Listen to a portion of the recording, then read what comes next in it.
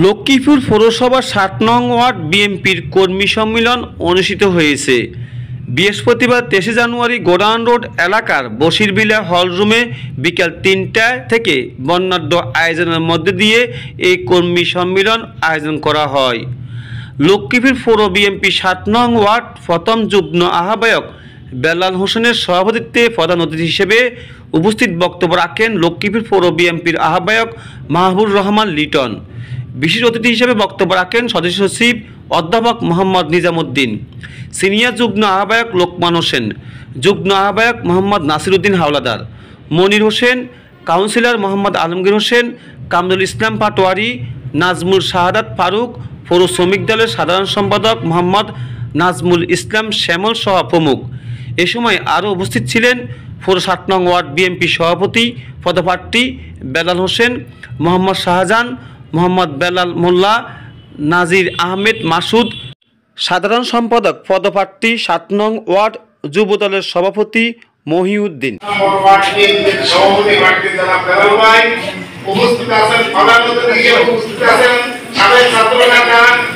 এবং লক্ষ্মীপুর জেলা বিএনপির সম্মানিত সদস্য এবং লক্ষ্মীপুর পৌর সম্মানিত আহ্বায়ক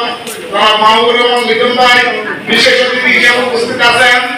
বিশিষ্ট শিক্ষার্থী আমার শ্রদ্ধেয় বড় ভাই প্রফেসর লক্ষ্মীপুর পৌর বিএনপির সম্মানিত সদস্য সচিব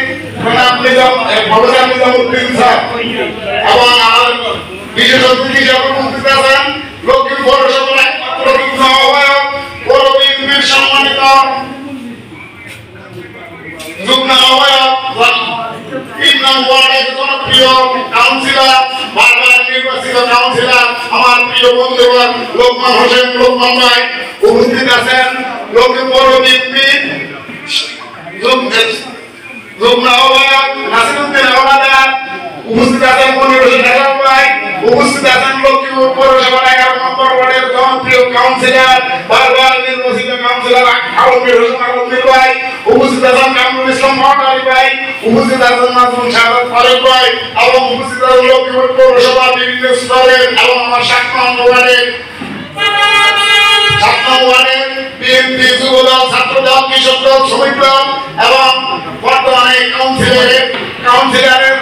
প্রার্থী, সভাপতি প্রার্থী এবং সেক্রেটারি প্রার্থী এবং আমার সিনিয়র নেতৃবৃন্দ, আসসালামু আলাইকুম ওয়া রাহমাতুল্লাহি ওয়া বারাকাতুহু। আমরা এখানে বক্তব্য দিতে আসিনি, আসলে বক্তব্য দেব আমাদের সিনিয়র নেতৃবৃন্দরা। কিন্তু আমি শুধু একটি কথা বলতে চাই, আমাদের দীর্ঘ এক যুগের পরে আমরা এভাবে একত্রিত হতে পারছি। আমরা বহুত ছড়ায় পেরিয়ে বহুত আন্দোলন সংগ্রামে বহুত আত্মত্যাগের বিনিময়ে আজ আমাদের ছায়া সরকার হিসেবে আমরা আছি। কিন্তু আপনারা ভুলে গেলে চলবে না, দীর্ঘদিনে যারা রাজপথে আন্দোলন সংগ্রামে ছিল, যারা প্রার্থী হয়েছেন, আপনারা যারা উঠা হয়েছেন, আপনারা আপনাদের যোগ্য প্রার্থী নির্বাচিত করবেন। বিশেষ করে আমাদের লক্ষ্মীপুর মুবারক কলোনি হিন্দু অধ্যুষিত এলাকা, আমাদের হিন্দু অধ্যুষিত এলাকা, গরিব এলাকা, এখানে অতীতে আমরা যে পরিমাণ সাহায্য পাওয়ার কথা ছিল আমরা কিন্তু অতীতে পাই নাই। আগামীতে যারা নির্বাচিত হবেন আপনারা আমাদের মুবারক কলোনি থেকে এই অংশে হাসপাতাল রোড এবং মুবারক হাসপাতাল রোড অনেক কিছু হয়, কিন্তু আমরা মুবারক কলোনি এই সাইডে আমরা খুব অবঞ্চিত হই। তো আপনাদের দৃষ্টি আকর্ষণ করছে, আপনারা ভোট দিবেন, এমন একটি ব্যক্তিকে ভোট দিবেন যাদের মাধ্যমে আমাদের ৭ নম্বর ওয়ার্ডে আমাদের ৭ নম্বর ওয়ার্ড বিশেষ করে মুবারক কলোনিতে আমরা অবহেলিত, আমাদের অবহেলিত জনপদ, এই অবহেলিত জনপদে আপনারা একটু সহযোগিতা ভালোভাবে সুদৃষ্টি দেবেন এই আশা ব্যক্ত করে আমি আমার